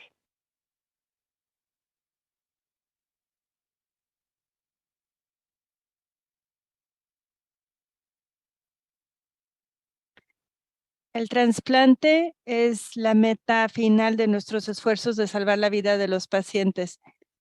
Hay que ser muy claros y decirles a los pacientes que los medicamentos que tenemos no pueden eliminar las enfermedades. Es posible controlar los síntomas, los signos por un periodo, espero que sea por un periodo prolongado. Esa es mi meta realista, pero no son necesariamente buenas noticias para los pacientes que se quieren mejorar. Así que a todo el mundo le debemos enviar a ver un especialista. Podemos ir separando las tareas y tenemos un equipo de trasplante, así que con mucho gusto, y de hecho me encanta hacer los trasplantes, pero todo el mundo necesita una buena capacitación porque poco a poco la enfermedad va empeorando y si no es al principio, pero en algún momento hay que hacer el trasplante. El paciente que tiene educación, que tiene conocimientos es el mejor paciente. Lamentablemente menos de 10% de pacientes tienen trasplante. De 200 a 250 nuevos pacientes con mielofibrosis todos los años, alrededor de 20 a 25 al año son trasplantados. Ese número no es muy alto. De hecho, hay donadores, comorbilidades, temas de seguros, muchos problemas diferentes que se requiere de cierto nivel de enfermedad para el trasplante. y lamentablemente este porcentaje de pacientes no aumentó mucho en los últimos años. De hecho, solamente es 10% y espero que mejore. De acuerdo. Y en su experiencia, doctora Turna, ¿cuáles son los principales retos para que estos pacientes se puedan trasplantar en México? Y además, particularmente, ¿cuáles son las complicaciones que más ha visto tanto en el tiempo que estuvo en trasplante como recientemente con estos pacientes? Eh, bueno, la decisión de trasplante es una decisión difícil porque sabemos que como hay beneficios, también pueden haber grandes riesgos para el paciente. Sobre todo en la mielofibrosis primaria, en que sabemos que es una médula que puede rechazar el injerto. Es así que el primer reto es encontrar un donador adecuado, de preferencia joven, varón e idéntico. Y ese recurso no está disponible. Nosotros tenemos pocos donantes no relacionados, entonces, y esto es por situaciones de acceso económico, el conseguir un donante no relacionado es muy costoso, entonces la mayoría de nuestros pacientes se trasplantan ya sea con donador HLA idéntico relacionado 100% compatible o con donador o donante haploidéntico. Entonces, el primer reto es el donante. El segundo reto creo que es reducir la esplenomegalia. Por eso el trasplante hay que hacerlo en un punto en el que el paciente no tenga esplenomegalia extrema y o bien que hayamos conseguido reducir el vaso con alguno de estos inhibidores del JAK. Sabemos que al haber más esplenomegalia va a haber menos probabilidad de éxito con el trasplante. Y lo último sería, ¿en cuándo es que yo considero la esplenectomía? Si sabemos que hay estudios, hay un estudio de la doctora Marie Orban que nos dice que el realizar la esplenectomía en pacientes con mielofibrosis puede predisponer a aceleración de una fase blástica. Entonces, en aquellos pacientes con esplenomegalia masiva, lo mejor sería reducir el vaso con un inhibidor del JAK2. Eso es lo que creo importante. Las edades de los pacientes también. Vemos que la mediana de edad de la presentación, aunque tenemos pacientes jóvenes y a estos les deberíamos buscar el trasplante cuando son de riesgo intermedio 2 y alto. También tenemos pacientes adultos mayores y hemos hecho trasplantes no mieloablativos, pero no hemos tenido éxito. Entonces, lo mejor es realizar un trasplante mieloablativo con un donante joven en un paciente que reúna todas las condiciones. Gracias. Y un poco de la mano de esto, creo que el doctor Verstrop se quiere agregar algo. Adelante. Sí, me parece que es una discusión muy buena. Si tenemos un donador para el paciente y queremos optimizar la atención del paciente antes del trasplante, en los últimos meses podemos obtener la dosis máxima para mejorar la condición física de nuestro paciente, sin tomar en cuenta el conteo eritrosario. Sabemos que los inhibidores de JAK van a bajar los síntomas, pero de todas maneras analizamos 2 meses de transfusiones de alta dosis que se deben administrar.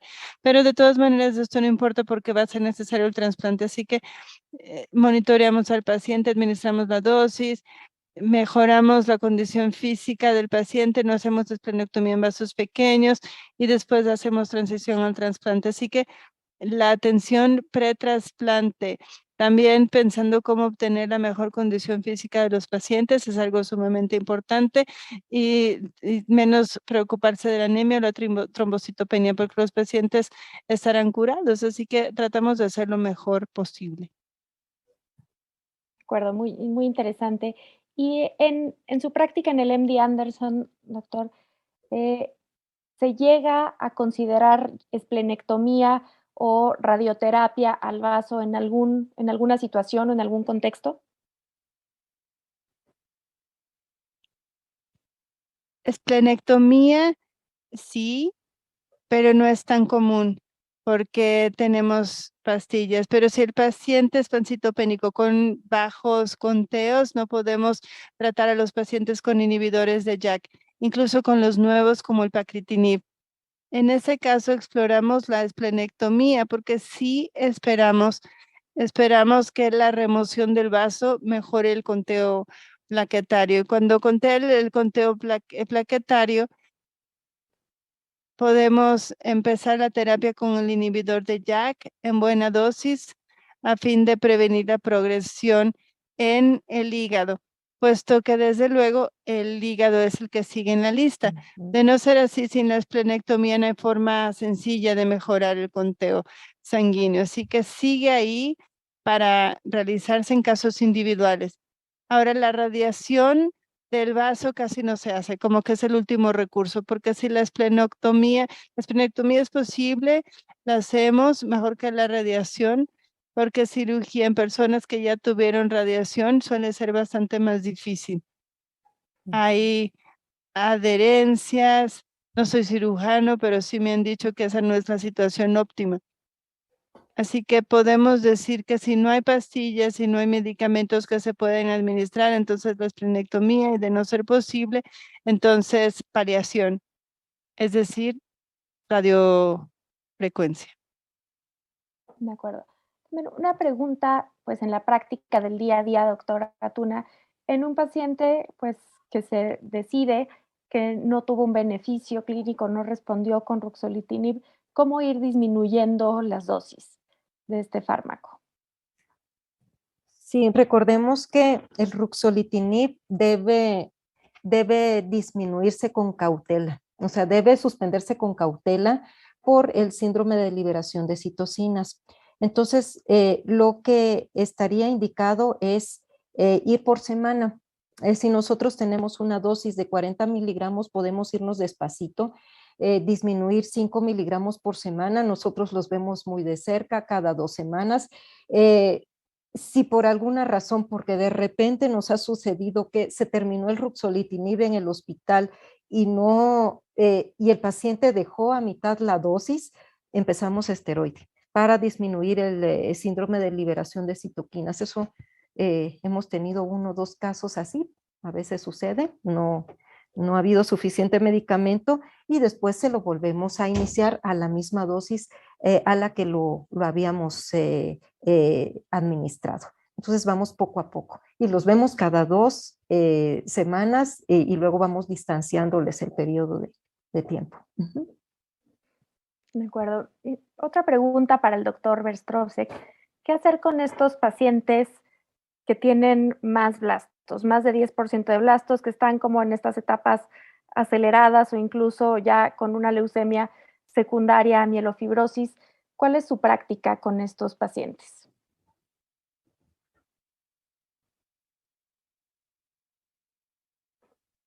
Ahí les da otra situación difícil y parece que ustedes acaban de o están descubriendo todas las situaciones difíciles.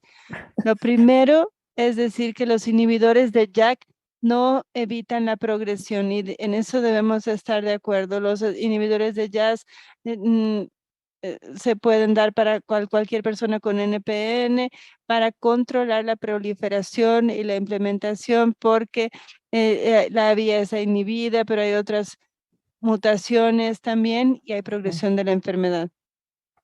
De todas maneras, mantenemos al paciente con inhibidor de JAK para control de los síntomas.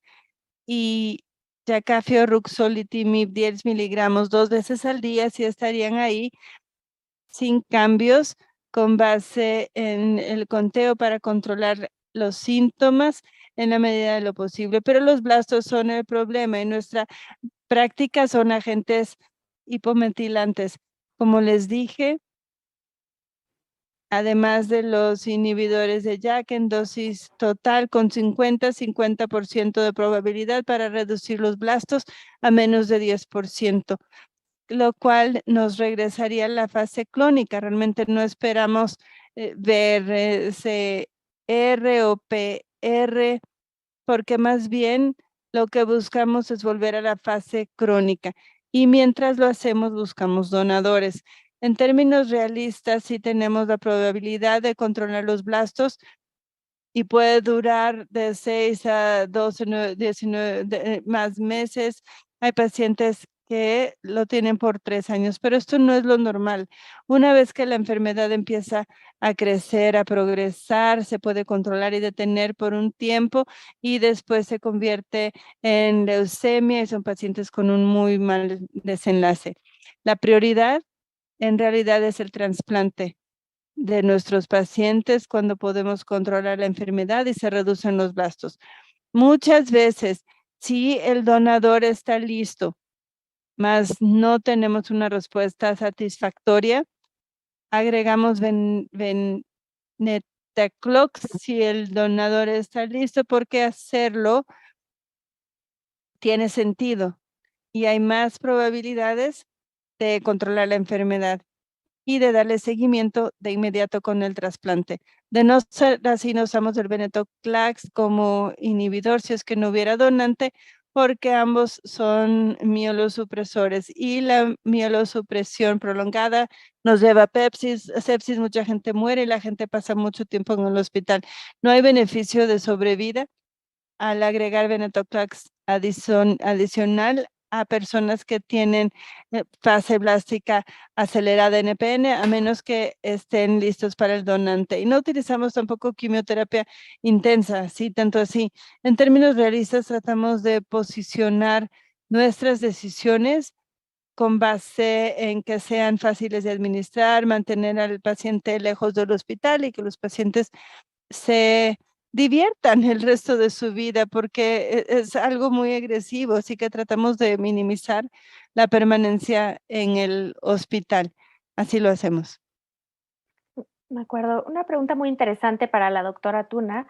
Algo mencionó en los datos locales epidemiológicos sobre trombosis y tenemos una pregunta muy interesante acerca, pues, del riesgo de trombosis en estos pacientes, cómo puede estar modulado por distintos factores, cómo es diferente a las otras neoplasias mieloproliferativas y en específico si en los pacientes que trata con talidomida hace alguna estrategia en particular para disminuir el riesgo de trombosis. Sí, en mielofibrosis primaria es mucho menor el riesgo de trombosis con trombocitemia esencial. Eso tanto en los estudios internacionales como en nuestro centro resultó equivalente. Entonces, para este grupo de pacientes, incluso tratados con talidomida, nosotros no damos profilaxis. Si el paciente viene con trombocitosis, en ese caso sí utilizamos aspirina como antiagregante, pero no usamos profilaxis anticoagulante. El riesgo es mínimo y como ustedes pueden observar en el estudio, ahí están los pacientes con mielofibrosis, pero había algunos que eran mielofibrosis post-policitemia. Entonces eso sí nos explicaría por qué la trombosis venosa tuvo cierta frecuencia en mielofibrosis en este grupo de pacientes. Y como vemos en relación a las otras dos patologías, a las otras dos neoplasias mieloproliferativas, es menor la frecuencia. De acuerdo. Una pregunta para el doctor Verstovsek. Si hay alguna experiencia o evidencia con el uso de análogos de receptor de trombopoyetina para tratar la trombocitopenia en estos pacientes.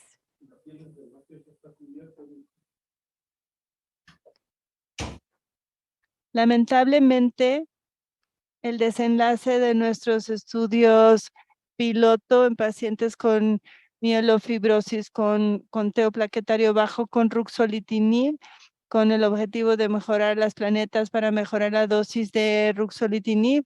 Ese estudio no funcionó bien. Lo publicamos hace 2 años en el Journal de Hematología, pero no hubo beneficio. Y lo que vimos en un paciente fue que los blastos se elevaron y después hicimos un cambio y cayó. Y también hay la preocupación de empeorar la fibrosis.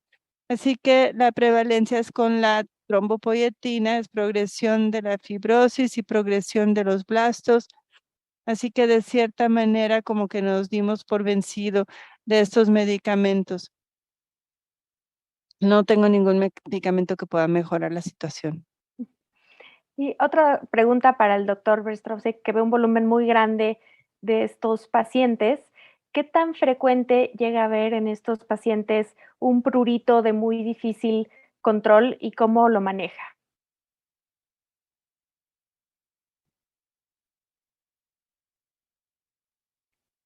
Bien, en la mielofibrosis, los inhibidores de JAK tienen muy buen efecto en la comezón o en el prurito. Es bastante raro que no haya beneficio en ese aspecto particular de la atención. En estadios más precoces es más común. En ese sentido, utilizamos antihistamínicos. También les decimos a los pacientes que tomen aspirina 2 veces al día. Tal vez cambiamos la dosis de los antihistamínicos. También podemos recurrir a medicamentos que se pueden utilizar como antidepresivos. No nos gusta hablarles a los pacientes de los tipos de medicamentos, pero hay muchos que son útiles para la comezón. Ya en la condición avanzada, los síntomas sin control más bien son una razón para cambiar a los pacientes a inhibidores de JAK. Por la calidad de vida es súper importante, no solamente para el conteo de plaquetario, sino para la calidad de vida. Así que nos tomamos la calidad de vida muy en serio y buscamos mejorarla. De acuerdo. Y doctora Tuna, en su práctica, ¿tiene algún papel hoy en día el interferón como parte del tratamiento para estos pacientes? Bueno, en la práctica, perdón, es que se me cruzaron los audios, pero en la práctica,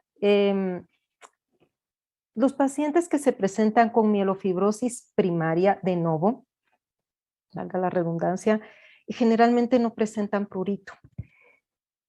Si lo presentaran, como hemos hecho en la policitemia vera, en la trombocitemia esencial, que cada vez que les pasamos la escala de carga sintomática, el puntaje de prurito es muy elevado, lo que hacemos es duplicar la dosis de aspirina como medida inicial, agregar un antihistamínico, y si eso es refractario, podemos dar el duloxetina.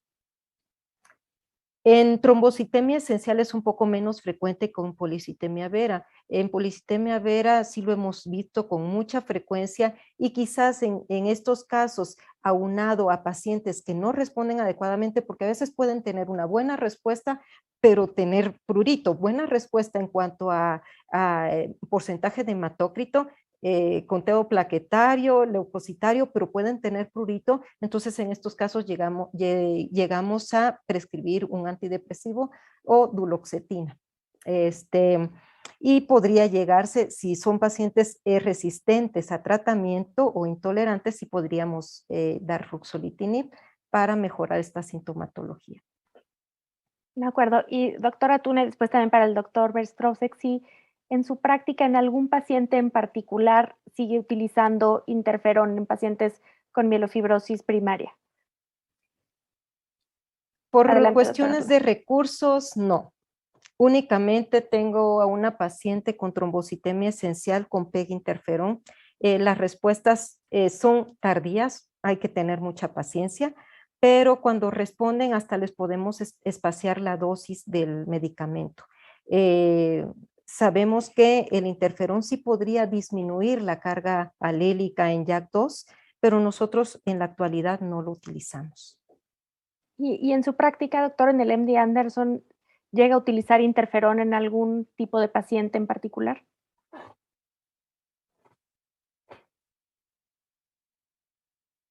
Sí, pero no con mucha frecuencia. En los estadios iniciales de la mielofibrosis sí se puede considerar aquellos que se transforman y que suelen tener un conteo plaquetario bastante alto. La mielofibrosis fibrótica, como se describió. Sin embargo, nuestra práctica con el interferón generalmente es para VP. En VP sí lo utilizamos mucho. Y también tenemos la aprobación de interferón para PP como indicación, pero incluso antes de eso, en Pegasus lo utilizamos off-label en pacientes más jóvenes,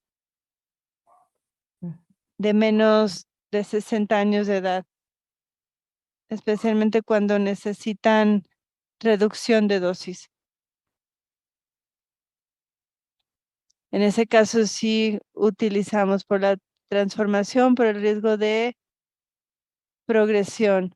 Es bastante difícil hacer esa confirmación a partir de estudios aleatorizados prospectivos, pero ahora ya todo el mundo habla de eso y hay evidencia de los posibles beneficios. Así que realmente es atractivo administrárselos a personas jóvenes con condiciones como que duren más tiempo.